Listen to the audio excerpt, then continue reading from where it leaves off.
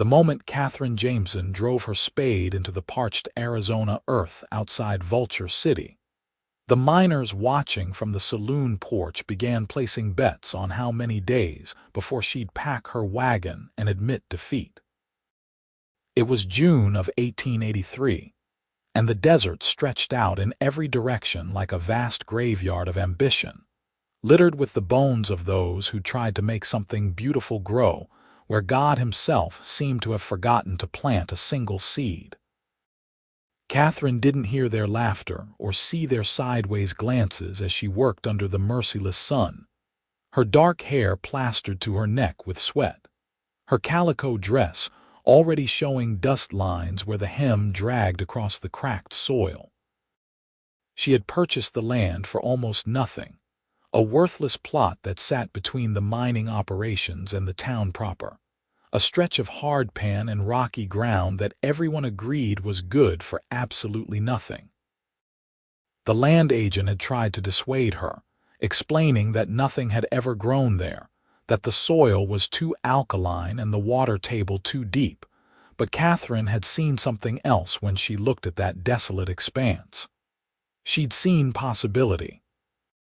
She'd seen rows of vegetables feeding families who survived on hardtack and salted meat. She'd seen fruit trees offering shade to children who played in dust instead of grass. She'd seen life where everyone else saw only death. Her father had been a farmer back in Missouri before the drought took everything, including his will to live. Katherine had watched him wither alongside his crops, had held his hand as he breathed his last, whispering apologies for not being strong enough to save what they'd built. Her mother had passed 2 years before that, consumption taking her slowly through a winter that seemed to last forever. At 23, Katherine had sold what little remained and headed west with a wagon full of seeds, tools, and a determination that burned hotter than the Arizona sun. The first shovel of earth came up hard and reluctant, clumping in her hands like concrete. She broke it apart with her fingers, feeling the grit work its way under her nails, and examined it closely. Alkaline, yes, but not impossible. She'd need amendments, organic matter, and most critically, water. Lots of water. The town well was nearly a quarter-mile away, and the line of people waiting to draw from it each morning stretched long even before dawn. She'd have to haul every drop herself, bucket by bucket, barrel by barrel, until she could afford to have a well dug on her own property, if the water table wasn't too deep. "You're wasting your time, Miss Jameson," called out Bill Rafferty, the general store owner, as he swept the boardwalk in front of his establishment. He was a portly man with kind eyes, but even his kindness carried the weight of skepticism.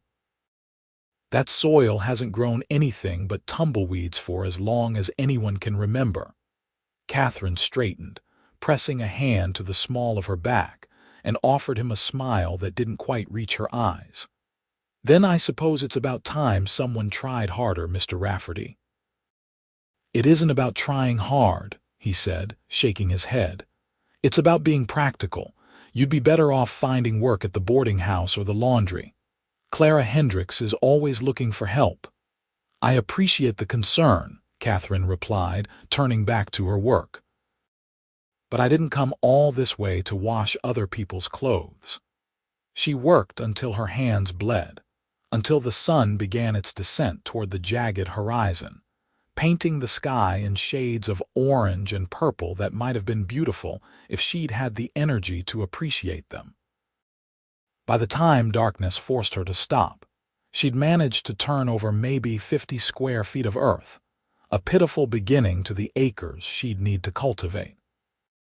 Her small tent stood at the edge of the property, a canvas shelter that did little to keep out the cold that descended with surprising swiftness once the sun disappeared. She ate a cold supper of bread and cheese, drank sparingly from her water supply, and fell into an exhausted sleep with dirt still caked under her fingernails. The next morning began before dawn. Katherine had learned quickly that the only way to survive the summer heat was to work while the world was still dark, rest during the brutal midday hours, and work again in the evening. She made her first trip to the town well just as the stars were beginning to fade, carrying 2 wooden buckets on a yoke across her shoulders. The weight made her back ache, but she trudged forward, determined. That was when she first noticed him watching. He stood near the livery stable, a tall figure silhouetted against the pre-dawn gray, his hat pulled low enough that she couldn't make out his features.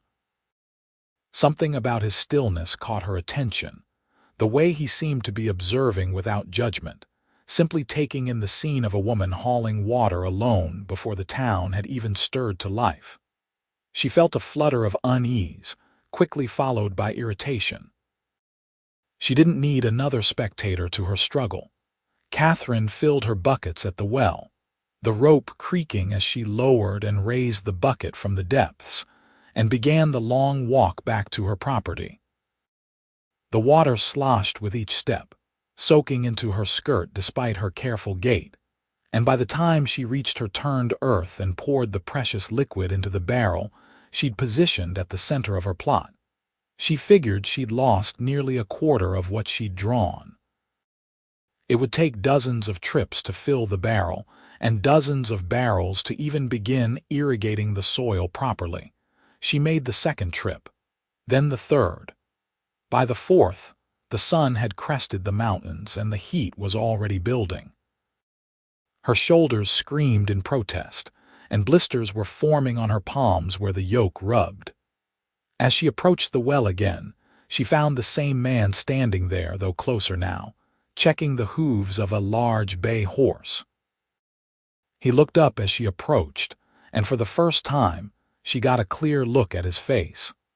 He was perhaps a few years older than she was, maybe 27 or 28, with the weathered complexion of someone who spent his life outdoors. His eyes were a startling shade of gray-blue, like storm clouds over the desert, and his jaw carried several days' worth of dark stubble. There was something steady about him, something that reminded her of the old oak tree that had stood in her family's front yard back in Missouri, strong and unmovable. "Morning," he said, his voice low and gravelly. It wasn't a question or an offer of conversation, just an acknowledgement of her presence. "Morning," Katherine replied, setting down her buckets and reaching for the well rope. Her hands were shaking with fatigue. He watched her for a moment, then said, "That's a lot of water you're hauling." "That's a true observation," she said, not bothering to hide the weariness in her voice. "You planning to do that every day?" "Every day until I can afford a well of my own, yes." He nodded slowly, as if considering something, then returned his attention to his horse's hoof. Katherine finished filling her buckets and lifted the yoke across her shoulders with a grunt of effort. The weight seemed to have doubled since her first trip. She made it 3 steps before her right foot caught on a rock, and she stumbled, water cascading out of both buckets and soaking her completely. She stood there dripping, fighting back tears of frustration, aware that she'd just wasted an entire trip's worth of water. "Easy there," the man said, moving toward her with surprising quickness. His hand steadied her elbow, gentle despite the calluses she could feel even through her sleeve. "You're going to work yourself to death before that first seed even sprouts." "I can manage," Katherine said, pulling away from his grip perhaps more sharply than necessary. "I don't need help." "Didn't say you needed it," he replied, releasing her immediately. "Just observed that you're about to collapse, and it seemed like a shame to let that happen right here next to the well where you'd probably crack your head on the stone." Despite everything, Katherine felt a laugh bubble up from somewhere deep in her chest. It came out half sob, half genuine amusement. "That would be my luck, wouldn't it?" "Might be," he said, and she thought she detected the hint of a smile tugging at the corner of his mouth. "Aaron Xavier, by the way. I work cattle for the Johnson Ranch west of town." "Katherine Jameson," she said, wiping her wet hands on her already soaked skirt before extending one. "I'm the fool trying to farm the unfarmable." His handshake was firm but brief. "I've seen fools before, Miss Jameson. You don't strike me as one of them." "Then what do I strike you as?" He considered this, his gray-blue eyes studying her with an intensity that made her suddenly aware of how she must look, dripping wet and covered in dust that had turned to mud on her dress. "Stubborn," he finally said. "Determined.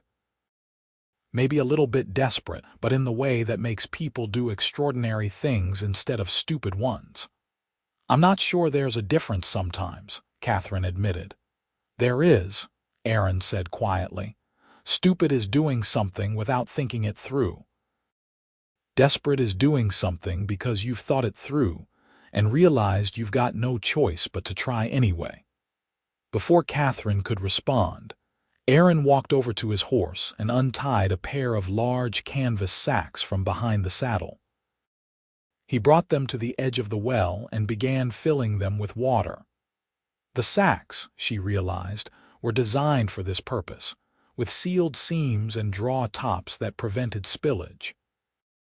They held far more than her buckets, and when he hoisted them onto his horse's back, secured with practiced efficiency, she understood what he was doing.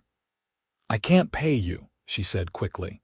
"Didn't ask you to," Aaron replied, taking up his horse's reins. "I'm heading out to the ranch anyway." "Your plot is on the way. Makes no sense for you to kill yourself hauling water when my horse can carry double what you can in half the time. But I'll drop these off and leave them by your barrel. You can leave the empty sacks by the road and I'll pick them up next time I come through town." He swung up into the saddle with an easy grace.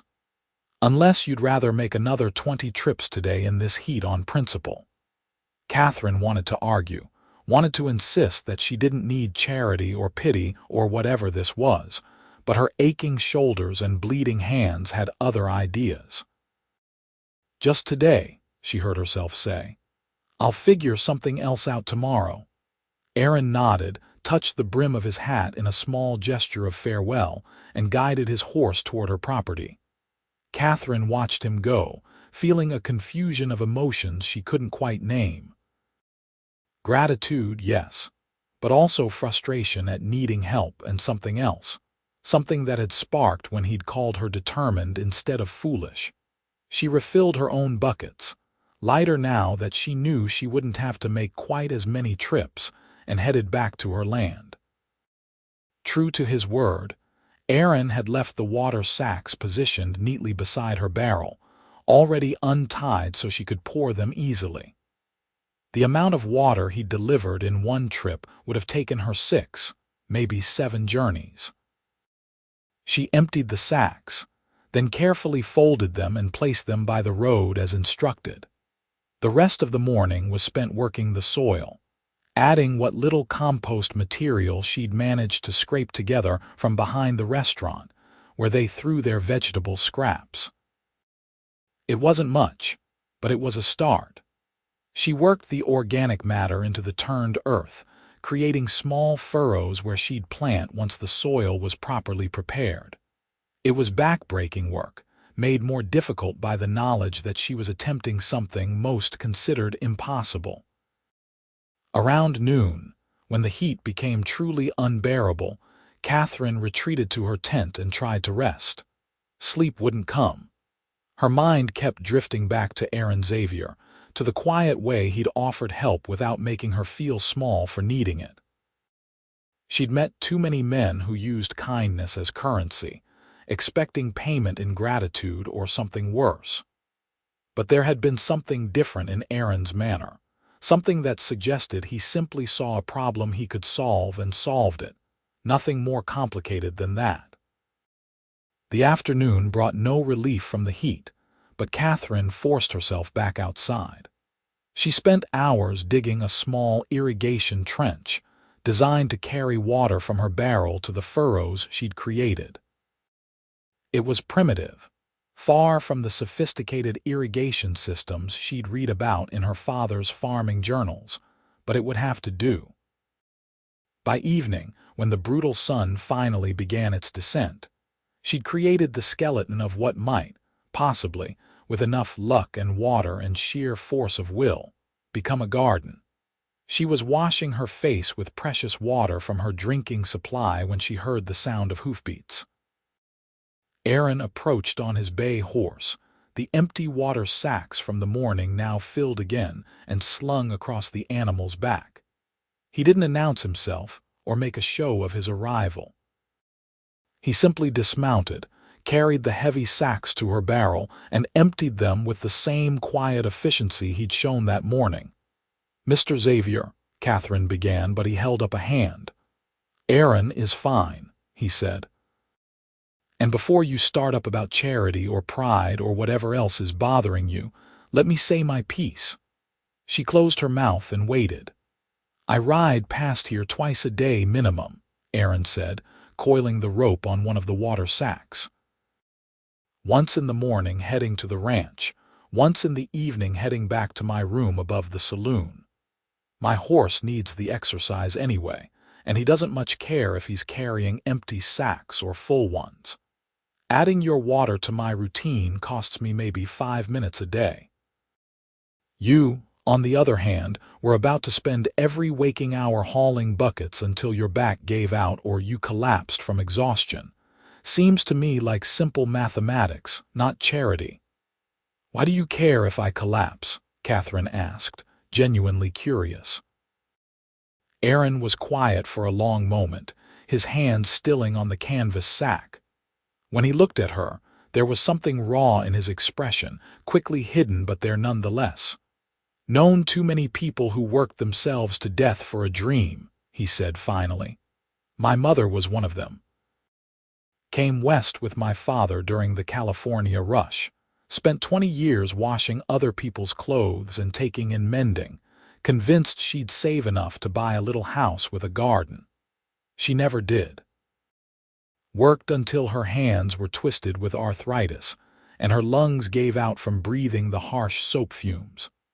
I was 19 when she died, and all I could think was that someone should have told her to rest, to ask for help, to stop killing herself by inches."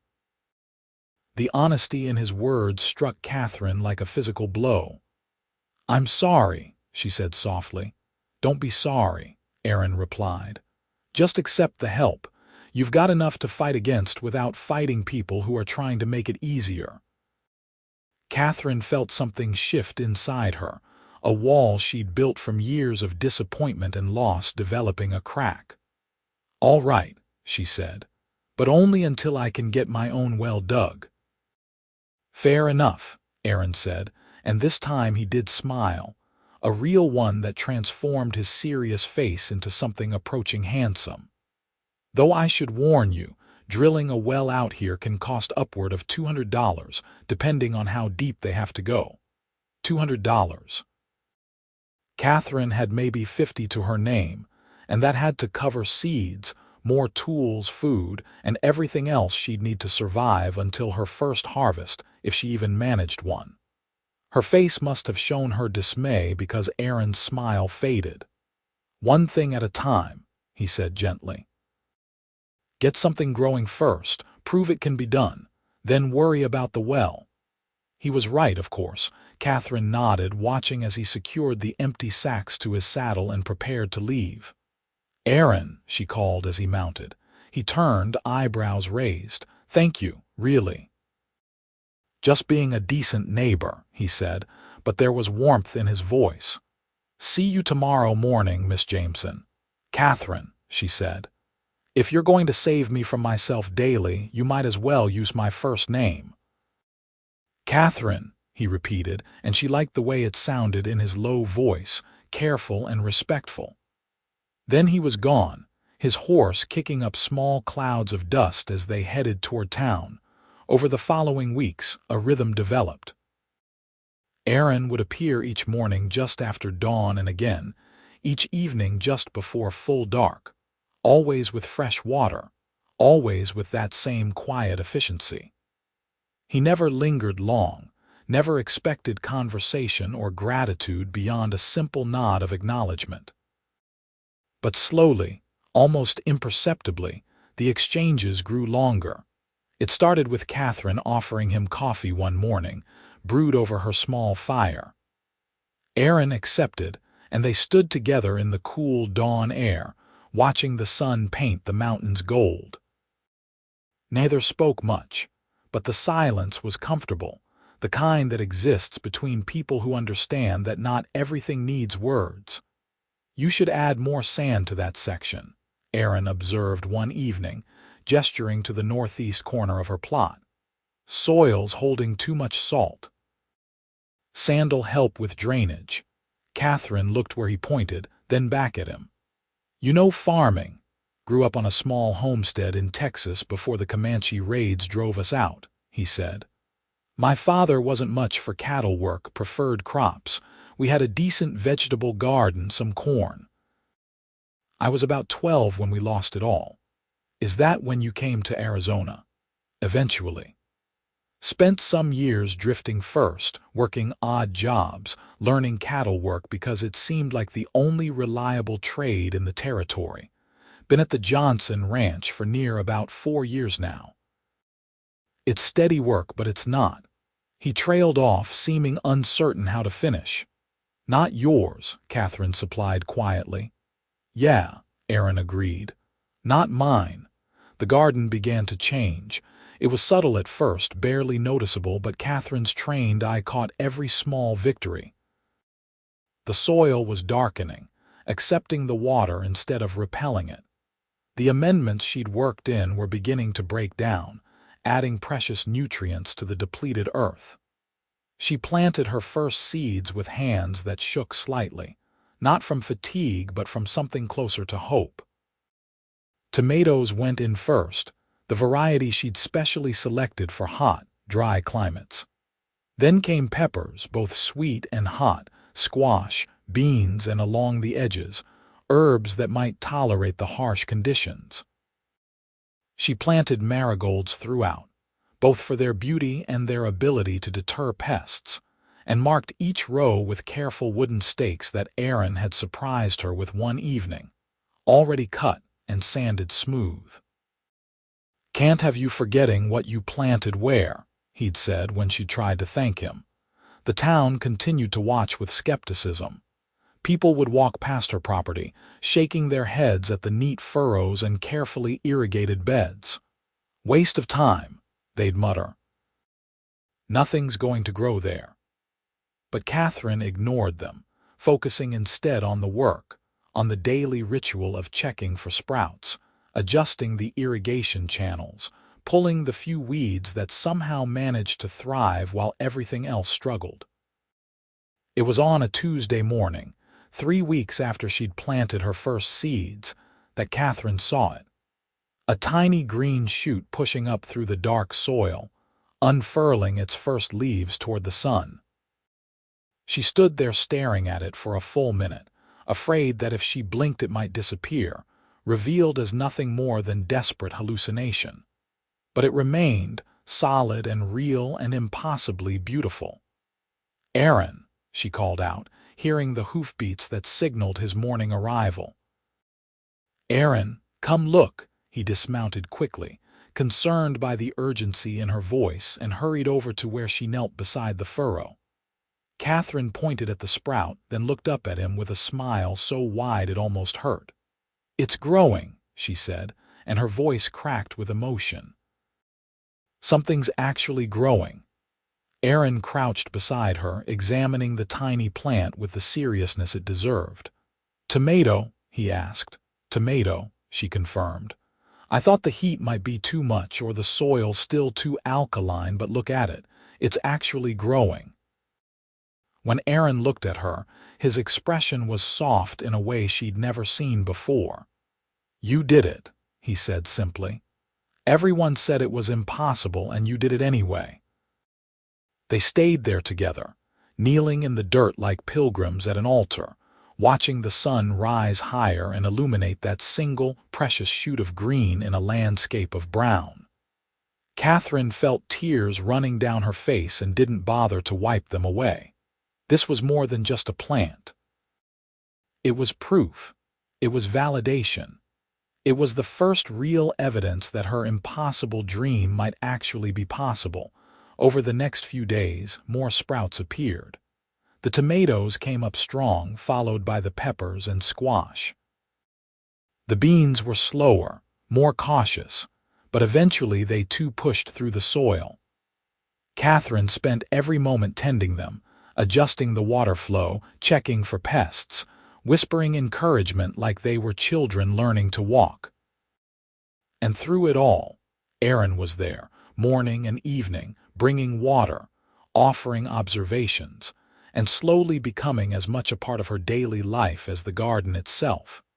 They talked more as the weeks passed, the conversations extending beyond simple greetings and gardening advice.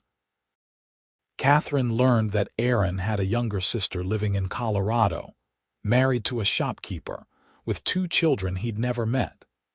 He sent money when he could, and received infrequent letters describing a life that seemed very far from the dust and heat of Arizona. "Do you ever think about going to visit?"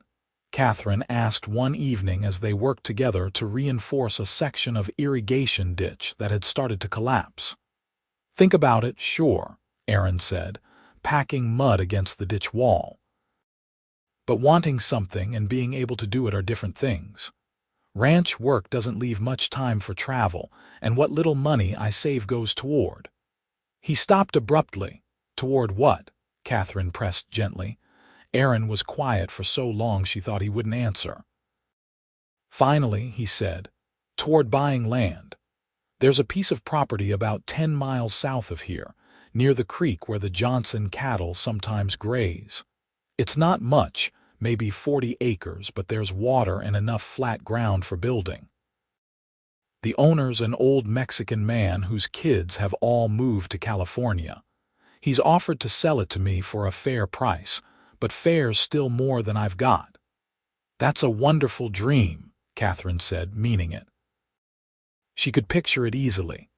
Aaron with his own land, his own cattle, maybe a small house and a garden of his own. "Seems foolish sometimes," Aaron admitted.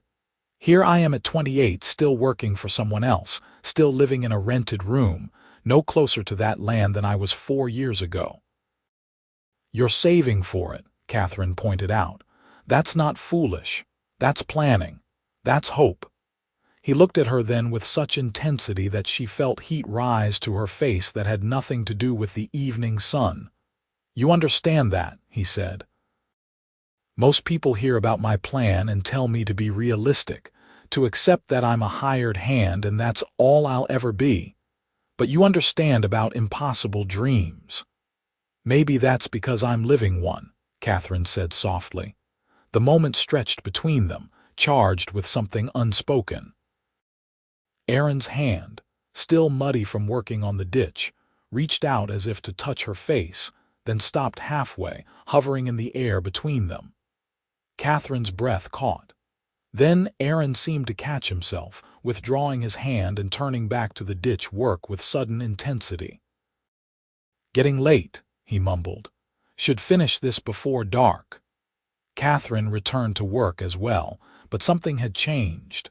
The air felt different, heavier somehow, full of possibilities that frightened and thrilled her in equal measure.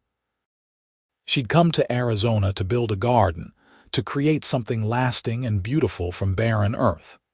She hadn't expected to find someone, who made her heart beat faster when she heard approaching hoofbeats.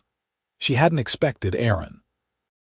That night, lying in her tent and listening to the coyotes sing their eerie songs in the distance, Katherine forced herself to be honest about what was developing between them. She'd seen the way Aaron looked at her when he thought she wasn't watching.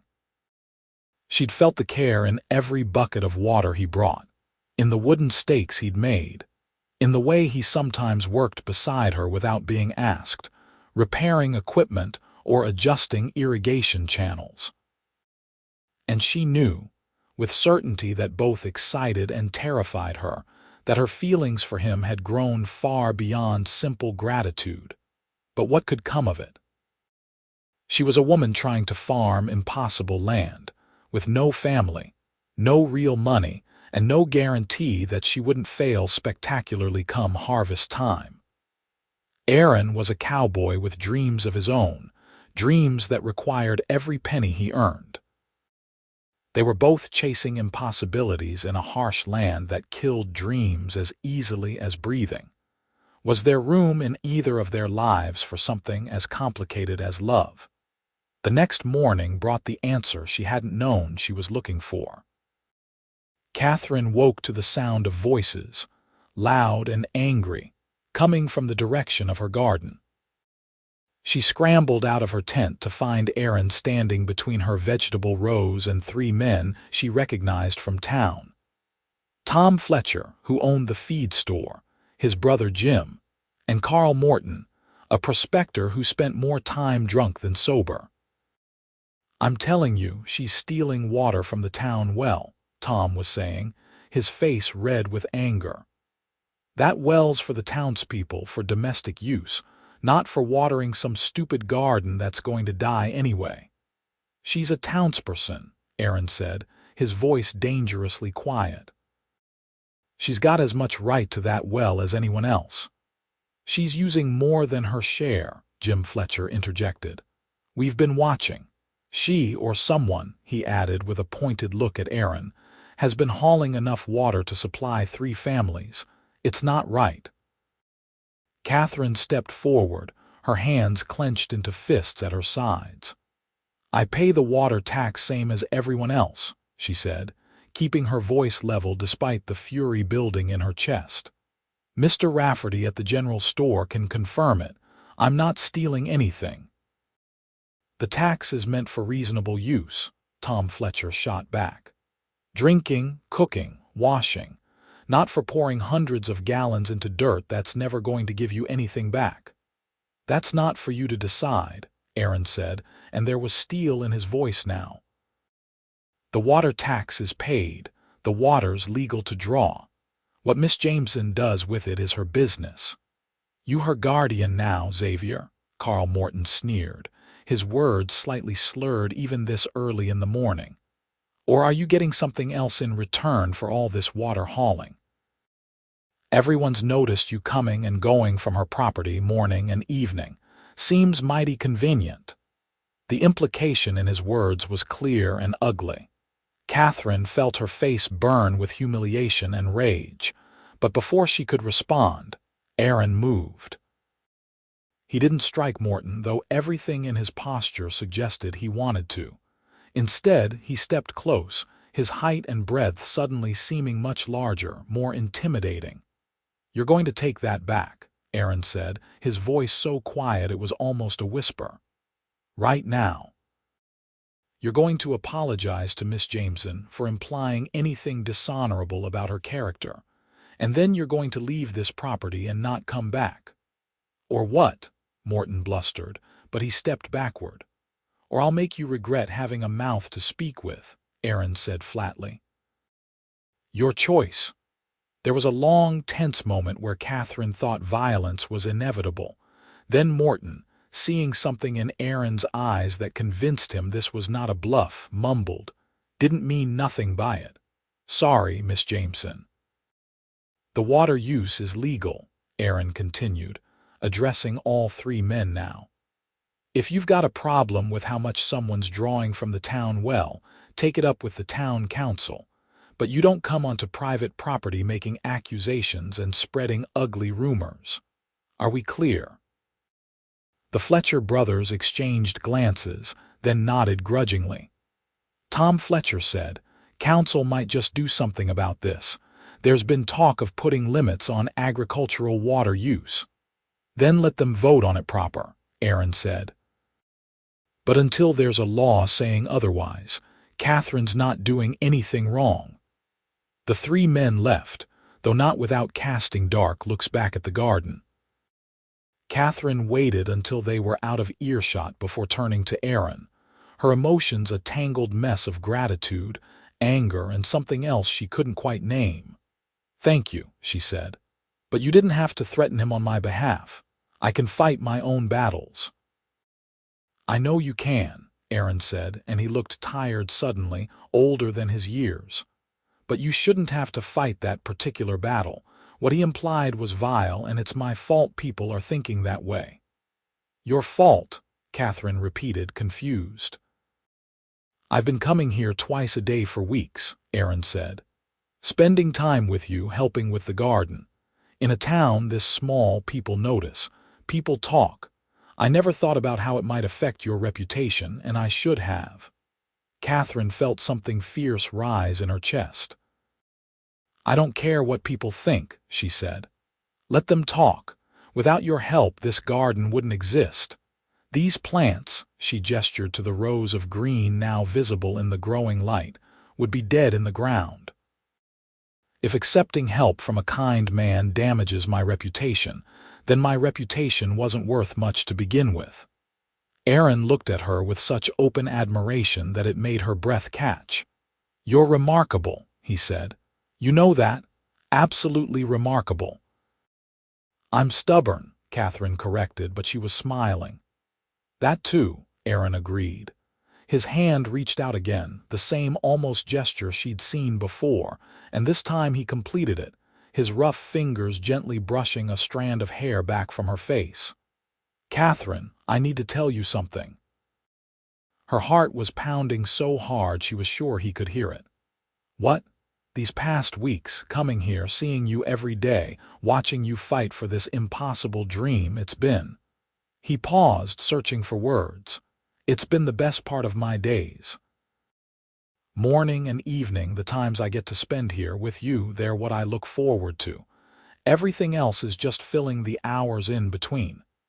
Katherine felt tears prick her eyes, but they were good tears, joyful ones. "Aaron, let me finish," he said gently.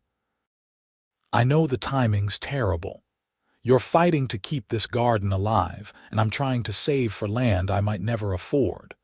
We're both chasing dreams that might crush us, but I can't keep pretending I don't feel this way about you. I can't keep acting like hauling water is just being neighborly when the truth is I'd haul water from the other side of the territory if it meant I got to see your smile at the end of the journey." "Aaron Xavier," Katherine said, and now she was laughing and crying at the same time. "Are you telling me you're in love with me?" He smiled, that rare, transformative smile that made her heart flip. "Yes, madam, I surely am." Katherine didn't think about the garden or her reputation, or the impossible odds stacked against them both. She stepped forward and kissed him, her hands coming up to frame his face, feeling the stubble rough against her palms. Aaron made a sound of surprise, then his arms came around her, pulling her close, and he kissed her back with a passion that made the desert heat seem cool by comparison. When they finally broke apart, both breathing hard, Aaron rested his forehead against hers. "That was either the best decision or the worst decision you've ever made," he said. "Best," Katherine said firmly. "Definitely the best. Even though I'm a cowboy with nothing but a few dollars saved and dreams of land I don't own, even though," she confirmed. "Do you think I care about money? I'm a woman trying to farm dirt that everyone says is dead. We're both ridiculous, Aaron. We might as well be ridiculous together." He laughed then, a sound of pure joy, and kissed her again. They stood there in the growing morning light, surrounded by the impossible garden that was somehow, miraculously, thriving, and Katherine thought that maybe, just maybe, impossible things had a way of working out when you refused to quit. The trouble with the water came to a head 2 weeks later. The town council, spurred by the Fletcher brothers and their supporters, voted to implement agricultural water restrictions. Any use beyond basic domestic needs would now require a special permit and an additional tax of $5 per month. For Katherine, who was barely scraping by, it was a devastating blow. $5 a month, she said to Aaron that evening, her voice hollow. "I don't have $5 extra. I've spent everything on seeds and tools and supplies. Even if I did pay it this month, I don't know how I'd keep paying it." They sat together on the ground beside her barrel, watching the sun set and painting the sky in shades of fire. Erin's arm was around her shoulders, a comfort she'd come to rely on in the short time since they'd acknowledged their feelings for each other. "We'll figure something out," Erin said, but even he sounded uncertain. "The garden needs water daily, Erin. Daily. If I can't haul it from the town well, I don't know what else to do. There's no creek nearby, no other source. I'd need that well dug, and we both know I can't afford that." Erin was quiet for a long time, his jaw working as he thought. Finally, he said, "What if we combined resources?" Katherine looked at him, confused. "What do you mean?" "I've got about $150 saved toward that land," Erin said slowly. "It's not enough to buy the property, but it's enough to pay for drilling a well, maybe not a deep one, but enough to hit water at a reasonable depth based on what the surveyor told me about the water table in this area." "Erin, no," Katherine said immediately. "That's your dream. That's your future. I can't take that from you." "You're not taking it," Erin said firmly. "I'm offering it. Katherine, look at me." She turned to face him fully. "This garden, what you're doing here, it matters. You're proving that life can exist where everyone said it couldn't. You're creating something beautiful and useful in the middle of a desert. If I can help make that happen, if my savings can be the thing that turns this from a miracle dependent on daily water hauling into something sustainable and permanent, then that's what I want to do with that money." "But your land," Katherine whispered, "you've been saving for 4 years." "And I can save for 4 more if I need to," Erin said. "That old Mexican man isn't going anywhere soon. The land will wait, but your garden won't. Without water, everything you've worked for dies. I can't stand by and watch that happen when I have the means to prevent it." Katherine felt overwhelmed by the magnitude of what he was offering. "Erin, that's too much. It's too big a sacrifice." "It's not a sacrifice if I'm choosing it freely," Erin replied. "And I am. I choose this. I choose you. I choose the garden. Let me do this, Katherine, please." She searched his face, looking for any hint of doubt or resentment, but found only sincerity and that steady determination she'd come to associate with everything Erin did. He meant it. He truly meant it. "On one condition," Katherine finally said. "This garden becomes ours, not mine. We're partners in this. Whatever it produces, whatever comes from it, we share equally. And when it starts turning a profit, when I can sell produce to the town and the miners, half of everything goes toward getting your land back on track." "Deal," Erin smiled. "You drive a hard bargain, Miss Jameson. Take it or leave it, Mr. Xavier." "I'll take it," he said, and sealed the deal with a kiss that left them both dizzy. The well drilling began a week later. Erin had hired Jack Morrison, a grizzled old well digger who'd been working in the territory for decades. Morrison surveyed Katherine's property, walking back and forth with his divining rods, muttering to himself while Katherine and Erin watched nervously. "Here," Morrison finally announced, marking a spot about 20 feet from the center of the garden. "You've got water here. I'd say about 30, maybe 40 feet down. Not bad at all for this area." "How long will it take to drill?" Katherine asked. "With my crew? About a week, maybe less if we don't hit too much rock. It'll cost you $125, including the pump and piping." Erin handed over the money without hesitation, though Katherine saw his hand shake slightly as he counted out the bills. That was 4 years of careful saving, gone in an instant. She squeezed his other hand, trying to convey without words what his sacrifice meant to her. The drilling was hard, loud work. Morrison and his 2-man crew labored from dawn until dusk, the rhythmic pounding of their equipment creating a constant soundtrack to Katherine's days. She continued tending the garden, which was now producing in earnest. The tomatoes were ripening, fat and red and beautiful. The peppers hung heavy on their plants.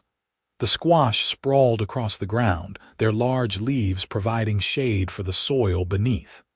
Against all odds, despite every skeptic's prediction, Catherine's impossible garden was thriving. Word spread through Vulture City about the well being drilled. People started coming by to watch, some out of simple curiosity, others with barely concealed hope. If Katherine could grow vegetables here, maybe they could too. Maybe there was a future for Vulture City beyond mining and saloons. Maybe this dusty, harsh place could become something more. On the 5th day of drilling, Morrison's rig hit water. Katherine was in town buying supplies when she heard the shout go up from Morrison's crew. She ran the entire quarter-mile back to her property, her skirts bunched in her fists, arriving breathless to find water, clear and cold, gushing up from the newly drilled well. "We hit a good vein," Morrison said, grinning around the tobacco stain in his teeth. "Strong flow, too. This well'll serve you for years, maybe decades if you maintain it proper." Katherine stood there watching water, precious water, fountain up from the earth that everyone had said was dead and useless. She thought about the morning she'd first driven her spade into this soil, about the miners betting on her failure, about every person who'd told her to quit. And she thought about Aaron, who'd believed in her impossible dream enough to invest his own impossible dream into making it succeed. When Aaron arrived that evening, earlier than usual, having gotten word at the ranch about the well strike, Katherine was waiting for him. She'd cleaned up, changed into her one good dress, and even managed to tame her hair into something resembling proper styling. The garden glowed in the evening light, lush and green, the new well standing proud in its center like a monument to persistence. "Katherine," Aaron said as he dismounted, taking in the sight of her and the garden and the well all at once. "It's beautiful. You're beautiful." "We did it," she said, moving into his arms. "Aaron, we actually did it. We have water, real, permanent water." He held her tight and she felt him trembling slightly. "I was so afraid it wouldn't work," he admitted quietly. "That we'd drill and find nothing, or hit rock, or somehow it would all fall apart." "But it didn't," Katherine said. "It worked. Everything worked. The garden's producing, the well is flowing, and we have a real chance now, a real, genuine chance to make this into something lasting." Aaron pulled back just enough to look at her face. "Marry me," he said, Katherine's breath caught. "What, marry me?" Aaron repeated. "I know it's fast, I know we've barely had 2 months together, but Katherine, I've never been more certain of anything in my life. I love you. I love your determination and your stubbornness and the way you refuse to accept defeat. I love that you saw life where everyone else saw death. I want to build a future with you. I want to help this garden grow into something that feeds the whole town. I want to save up again for land, together this time, and maybe someday build a house where we can raise children who'll grow up knowing that impossible things are just things that haven't been done yet." Katherine felt tears streaming down her face. "Yes," she said. "Yes, Aaron Xavier, I will absolutely marry you." The kiss they shared was witnessed only by the garden they'd built together, by the vegetables growing strong in soil that had once been dead, by the well that brought life to a desert place. It was perfect. They were married 3 weeks later by the circuit preacher who passed through Vulture City monthly. It was a simple ceremony held right there in the garden, with Bill Rafferty and his wife standing as witnesses. Katherine wore a dress borrowed from Mrs. Rafferty, slightly too large but lovely nonetheless, and Aaron had splurged on a new shirt for the occasion. They exchanged vows surrounded by tomato plants and pepper bushes, and when the preacher pronounced them husband and wife, the small crowd that had gathered applauded. Even the Fletcher brothers were there, looking somewhat sheepish. Tom Fletcher approached afterward, hat in hand, and said, Miss Jameson, I mean Mrs. Xavier, I owe you an apology. I was wrong about your garden. I was wrong about a lot of things. If you ever want to sell your produce, my store would be proud to carry it." Catherine accepted his apology graciously, and just like that, she had her first wholesale customer.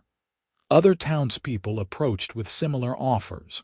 The restaurant wanted fresh vegetables. The boarding house needed produce. Even the mining company expressed interest in buying in bulk to feed their workers. What had started as one woman's impossible dream was becoming a business, a real source of income and food for a town that desperately needed both. Aaron moved his few possessions from his room above the saloon to Catherine's property, where they began building a proper house. It started small, just one room really, but it was theirs. They worked on it together in the evenings after Aaron returned from the ranch, and slowly, board by board, it took shape. They added a porch where they could sit and watch the sunset. They built a chicken coop and acquired 6 hens, who provided eggs and entertainment in equal measure. The impossible garden expanded, acre by acre, irrigated by their well and tended by their combined labor. The first harvest was modest but profitable. Catherine sold enough produce to cover her initial seed investment and have money left over for the next planting.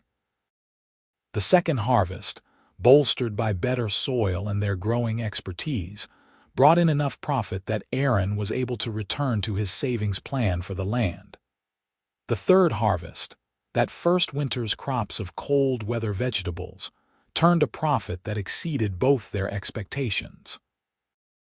"At this rate," Aaron said one evening as they tallied the accounts together, "we'll have enough for the land in another 2 years, maybe less. Or," Catherine said slowly, an idea forming, "we could use some of it to expand the garden further, hire help. Maybe even start supplying towns beyond Vulture City.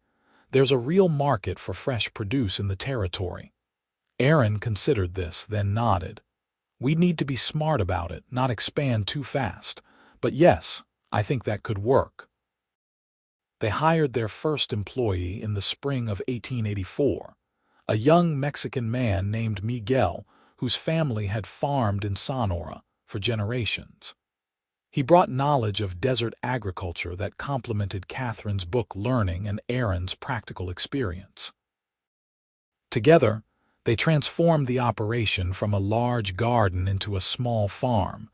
The expansion brought challenges. They needed more water, so they drilled a second well. They needed storage for produce, so they built a root cellar and a drying shed. They needed transportation for larger deliveries, so Aaron bought a wagon and a team of horses.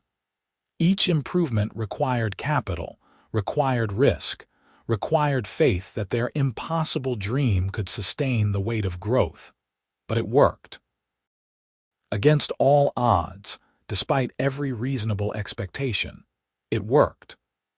By the fall of 1884, the Xavier Farm, as it had become known, was employing 5 people full-time and producing enough vegetables to supply Vulture City, 2 neighboring mining camps, and a regular shipment to Phoenix. Catherine's name became synonymous with perseverance. People pointed to her farm as proof that the Arizona desert could be more than just a place to extract minerals and move on. In December of 1884, Catherine realized she was pregnant. She'd suspected for a few weeks, but when Doc Martinez confirmed it, the reality hit her with overwhelming force. She was going to be a mother. She and Aaron were going to have a child. Aaron's reaction when she told him was everything she could have hoped for. He picked her up and spun her around, laughing with pure joy, then immediately set her down gently as if she might break. "A baby," he kept repeating. "We're having a baby." "Are you happy?" Catherine asked, though his reaction made the answer obvious. "Happy doesn't even begin to cover it," Aaron said, his hand moving to rest gently on her still flat stomach. "Catherine, you've given me everything. A purpose, a partnership, a home, and now a child. I don't have words for what I'm feeling right now. Try, Katherine urged, smiling. Grateful, Aaron said after a moment. Terrified, excited, in love, so deeply in love with you that sometimes I can't believe this is my life. The pregnancy progressed smoothly. Katherine continued working in the garden through her first and second trimesters, though Aaron and Miguel insisted on taking over any heavy lifting. She spent her time planning for the baby's arrival, sewing tiny clothes and preparing a corner of their expanding house as a nursery. The community rallied around them, with Mrs. Rafferty organizing the women of Vulture City to provide meals and baby items. In the late summer of 1885, Katherine went into labor. It was long and difficult, as first births often are, but when Doc Martinez finally placed a squalling, red-faced baby boy into her arms, Katherine felt a completeness she'd never known existed. Aaron stood beside the bed, tears streaming unashamedly down his face as he looked at his son. "He's perfect," Aaron whispered, one finger gently stroking the baby's tiny hand. "Katherine, he's absolutely perfect."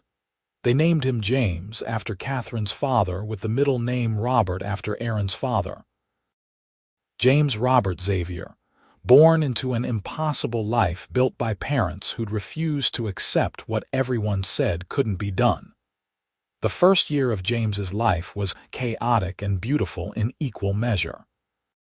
Katherine learned to balance motherhood with running the farm, often working with James strapped to her back in a sling that Mrs. Rafferty had shown her how to make. Aaron took on more of the physical labor, and they hired additional help to compensate. The farm continued to grow, continued to thrive. In the spring of 1886, Aaron came home one evening with news that made Katherine's heart leap. "The old Mexican man who owns that land I wanted," Aaron said, barely able to contain his excitement. "His health is failing. He wants to sell sooner rather than later. He's offered me a deal, $150 now, and I can pay the remaining $50 over the next 2 years. "Can we afford it?" Katherine asked, though she was already mentally running through their accounts. "If we're careful, yes," Aaron said. "We'd have to hold off on some of the expansion plans, but Katherine, it's the land. The dream I've had since I was 20. And it's close enough to here that we could potentially expand the farm onto it, use the creek for irrigation, maybe even build a proper house there eventually." "Then buy it," Katherine said without hesitation. "Aaron, buy your land.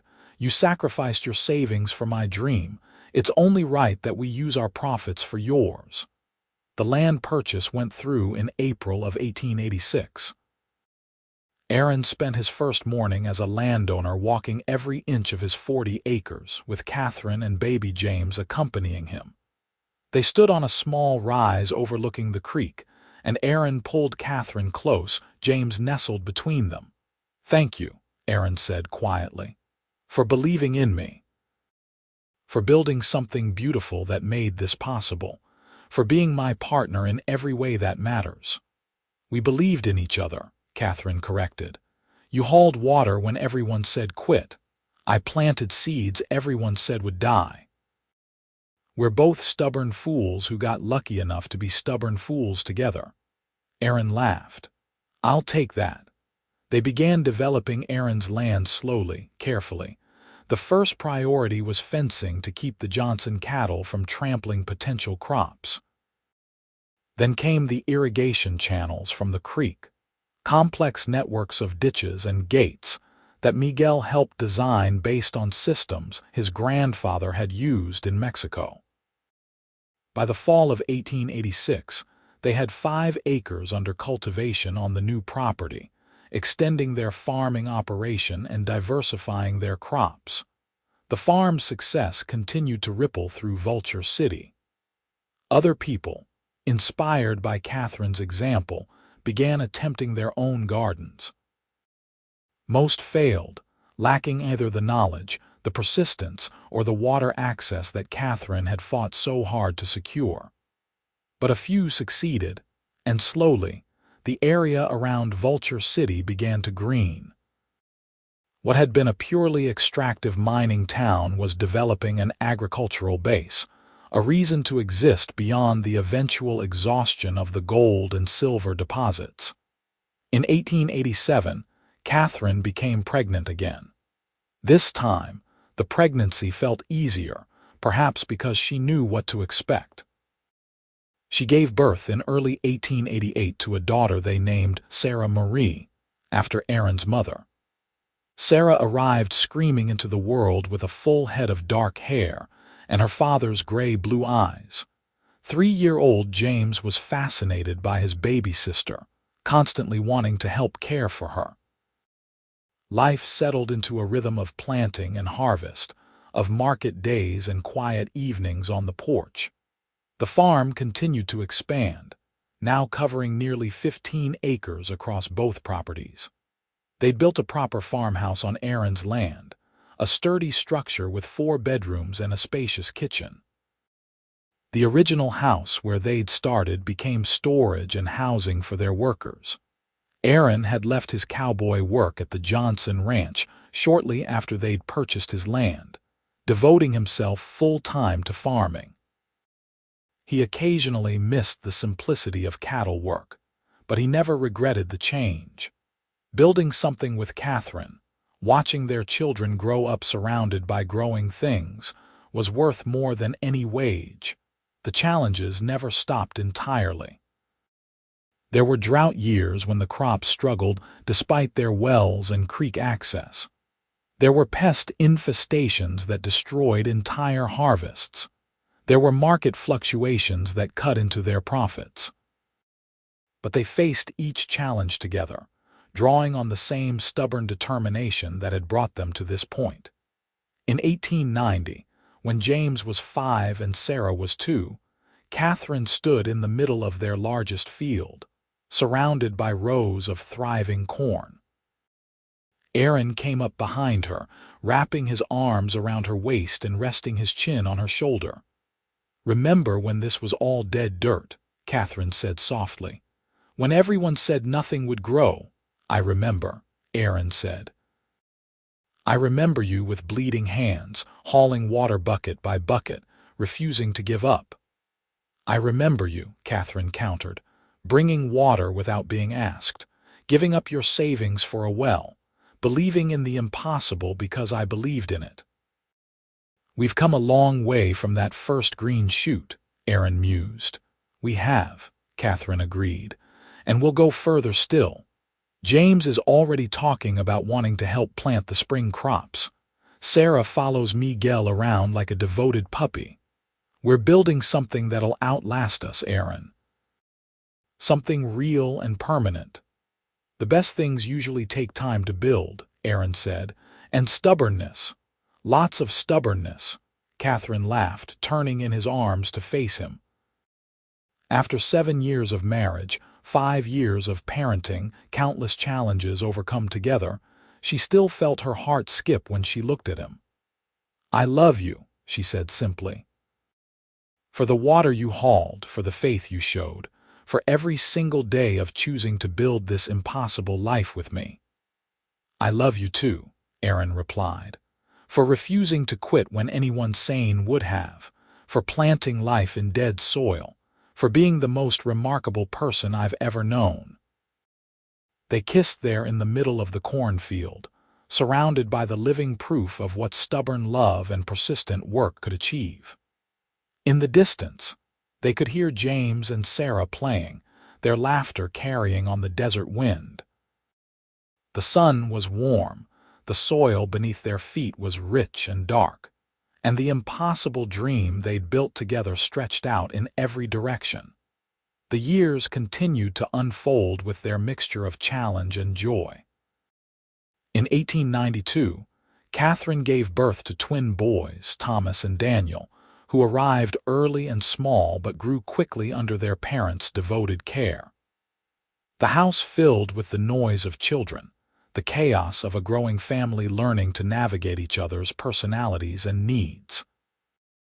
James proved to have his mother's way with plants, able to sense when something needed water or attention. Sarah had Aaron's quiet determination, working steadily at any task given to her until it was completed perfectly. The twins, as they grew, developed distinct personalities. Thomas was bold and adventurous, always climbing things he shouldn't. Daniel was thoughtful and observant, content to watch and learn before attempting anything himself. The farm became one of the most successful agricultural operations in the territory. They'd expanded their product line to include fruit trees, which after years of careful cultivation were finally producing. Apple, peach, and apricot orchards now graced portions of Aaron's original property, providing fruit that sold for premium prices in markets across Arizona. They'd added a dairy operation with 6 cows, providing milk, butter, and cheese to the local community. But the greatest satisfaction came not from their commercial success, but from what it represented.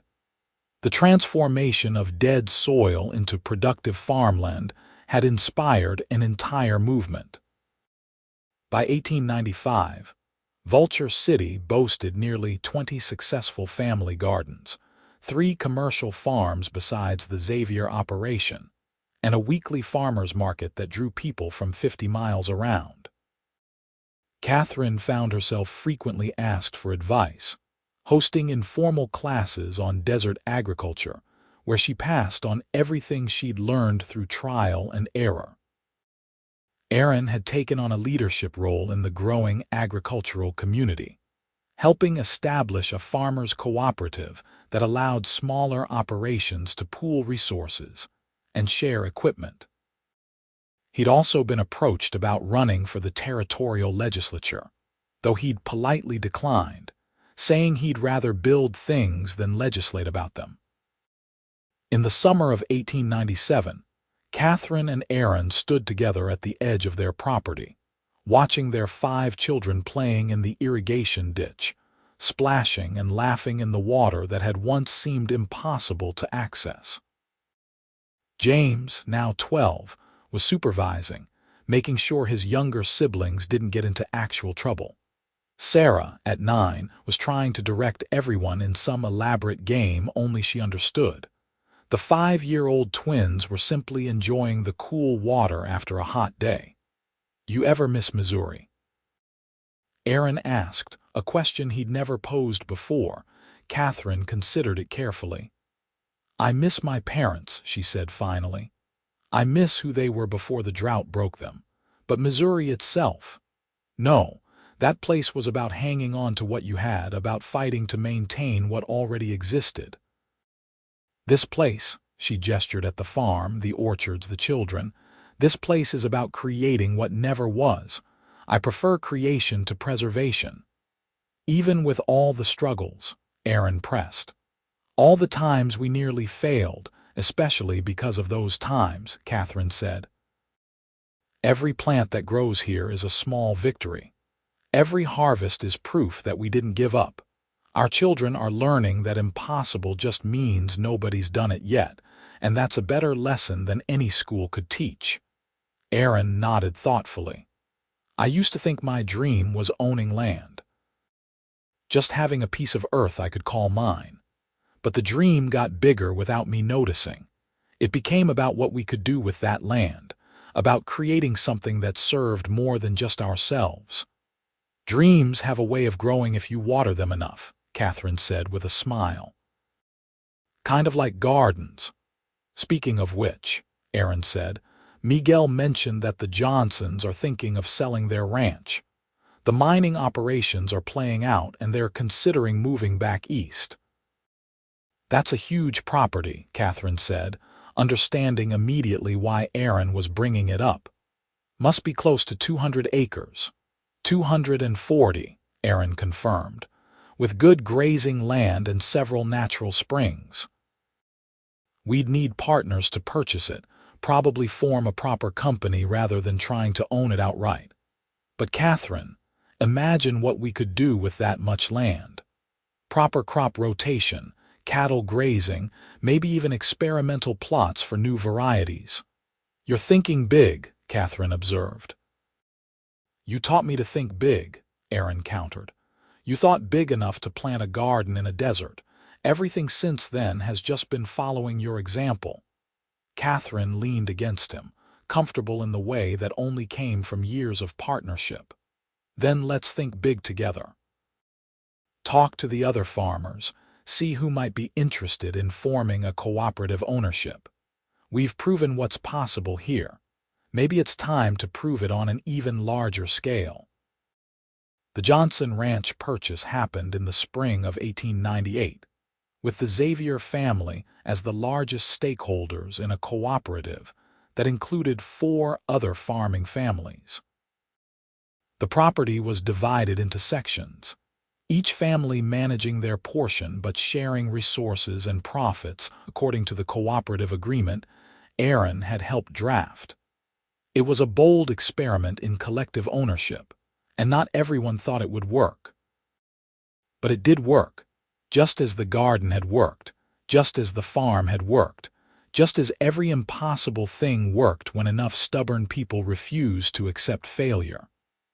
By 1900, the cooperative was not only successful but serving as a model for other agricultural ventures across the territory. The new century brought changes. Arizona was moving toward statehood, and the wild frontier of Aaron and Katherine's younger days was slowly being tamed. Vulture City had grown from a rough mining camp into a proper town with a school, a real church, and 3 competing general stores. The railroad had extended a spur line to within 10 miles, making shipping produce to larger markets more practical. James, at 15, was talking about studying agricultural science at the Territorial University in Tucson. Sarah, at 12, had shown a gift for numbers and was helping manage the farm's accounts. The twins, now 8, were still young enough that their futures remained uncertain, but both showed promise in their own ways. Katherine, now 40, felt the years in her joints some mornings, especially during the cold months. But she still rose before dawn most days, still walked the fields checking on crops, still got profound satisfaction from digging her hands into soil that had once been dead and finding it rich and full of life.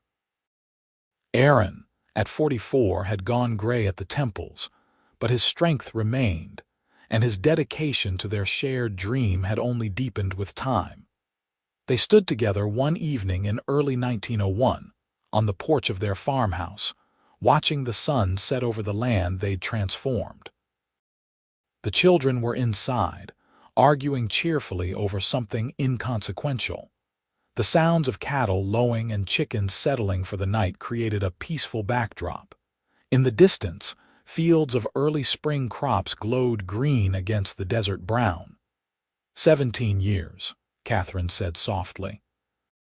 17 years since I drove that first spade into dead soil.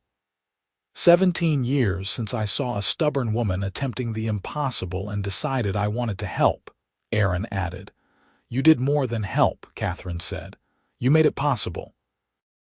Without the water you hauled, without the well you bought, without your faith and your partnership, none of this exists. We made it possible, Aaron corrected gently. Together. That's how it's always been, Katherine. You plant, I water, we both tend, we both harvest. I like that division of labor, Katherine said with a smile. Think it'll work for another 17 years. At least, Aaron said. Probably more. We've got grandchildren to spoil eventually, after all. James has been making eyes at the Henderson girl. Sarah's too young yet, but give her a few years. The twins are anyone's guess. Grandchildren, Katherine repeated, testing the word. That makes us sound old. We've earned old, Aaron said. We've earned every gray hair and every aching joint and every wrinkle. They're proof we worked hard, loved hard, and built something worth building.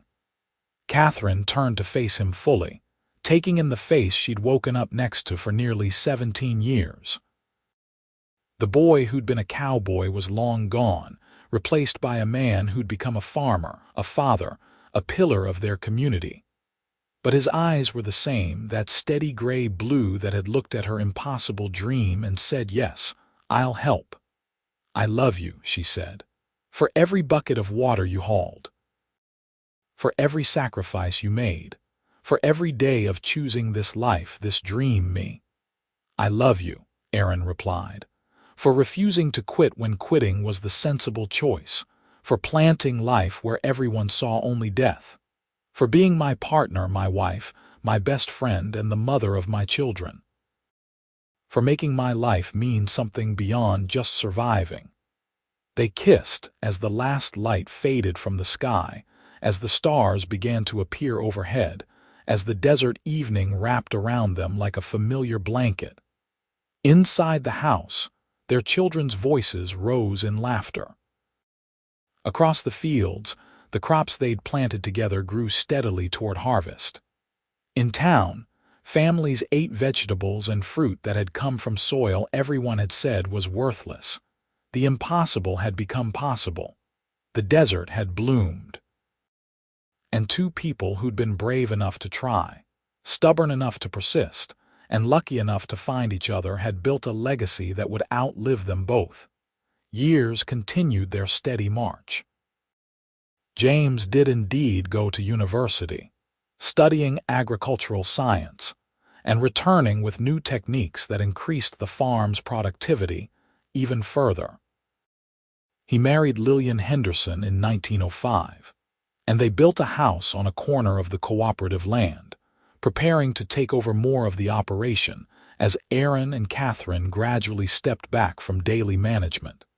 Sarah surprised everyone by developing an interest in education. She became a teacher at the Vulture City School, where she incorporated lessons about agriculture and environmental stewardship into her curriculum. She never married, content with her independence and her role in shaping young minds. Thomas and Daniel, the twins, went into business together, starting a seed company that specialized in varieties suited to desert conditions. They traveled throughout the Southwest, consulting with farmers and collecting seeds from successful operations, building a business that served the growing agricultural community their parents had helped create. In 1910, at the age of 49, Katherine published a book about her experiences. Planting life in desert soil became required reading for anyone attempting agriculture in arid regions, combining practical advice with the story of her journey from desperate widow to successful farmer. The book's success surprised her, but it allowed her to reach even more people with the message that impossible was negotiable. Aaron, at 53, had finally allowed himself to slow down somewhat. He still walked the fields daily, still participated in cooperative meetings, but he'd learned to delegate, to trust that the systems they'd built could function without his constant oversight. He spent more time with Katherine, taking long evening walks, discussing their children's lives, marveling at how far they'd come. Their first grandchild arrived in 1906, James and Lillian's son, whom they named Aaron James after both his father and grandfather. Katherine wept when she first held him, overwhelmed by the continuation of life, the expansion of family, the proof that what they'd built would persist into generations they'd never see. More grandchildren followed. Sarah, though unmarried, adopted two orphan children from Phoenix in 1912, a brother and sister who'd lost their parents to influenza. Thomas and Daniel both married within a year of each other, and soon both families were expecting. The farmhouse that had once seemed spacious with 5 children began hosting family gatherings that spilled onto the porch and into the yard, full of noise and laughter and life. In 1915, Arizona achieved statehood, an event that Katherine and Aaron celebrated with the entire community. The wild frontier of their youth had become a proper state, complete with all the structure and civilization that implied. Vulture City had been renamed Verde Springs, reflecting its agricultural rather than mining identity, and boasted a population of over 2,000. Katherine was now 54, Aaron 58. They'd been married 30 years, had built an agricultural empire, raised 5 children, and were surrounded by a growing number of grandchildren. The farm had expanded beyond anything they'd initially imagined, employing over 30 people full-time and serving as an anchor for the regional economy. But more than the material success, more than the acreage or the profits or the recognition, what mattered was the transformation they'd achieved together. Where there had been dead soil, life now flourished. Where everyone had said impossible, reality said otherwise. Where one woman had stood alone with a spade and a dream, a community had grown. On a warm evening in late spring of 1915, Katherine and Aaron sat together on their porch, watching their grandchildren play in the same irrigation ditch where their own children had played decades before. The orchards were in bloom, filling the air with sweet fragrance. The fields stretched green and productive in every direction. The well that Aaron had funded with his savings still pumped strong, joined now by a dozen others across the property. "You remember that first morning at the well?" Katherine asked. "When I spilled both buckets and nearly cried from frustration." "I remember," Aaron said. "I remember thinking you were the most determined person I'd ever seen and wondering if you'd survive the week." "I wasn't sure I would survive the week," Katherine admitted. "I was so tired, so overwhelmed, and then you showed up with your horse and your water sacks and your quiet way of helping without making me feel helpless." "I fell in love with you that morning," Aaron said. "I didn't know it yet, but looking back, that was when it happened. When I saw you standing there dripping wet, covered in mud, but still planning your next trip to the well, that's when I knew you were someone extraordinary." "I fell in love with you when you offered to haul water," Katherine countered. "Not because of the water itself, though heaven knows I needed it, but because you saw what I was trying to do and thought it was worth supporting. Nobody else did. Everyone else thought I was crazy, but you looked at my impossible dream and said, 'Let me help.'" "Best decision I ever made," Aaron said softly. "Second best," Katherine corrected. "The best was asking me to marry you." "No, that was the second best," Aaron argued playfully. "The best was saying yes when you accepted." They sat in comfortable silence, hands linked, watching the life they'd created together flourish around them. The sun set in its familiar glory, painting the Arizona sky in shades of gold and crimson. The desert evening brought its cooling breath, gentle after the heat of day. No regrets. Katherine asked, a question they sometimes posed to each other. "Not a single one," Aaron replied, as he always did. "None," Katherine confirmed. "Even the hard parts, the failures, the times we nearly lost everything, I wouldn't change any of it. It all led here, to this moment, to this life."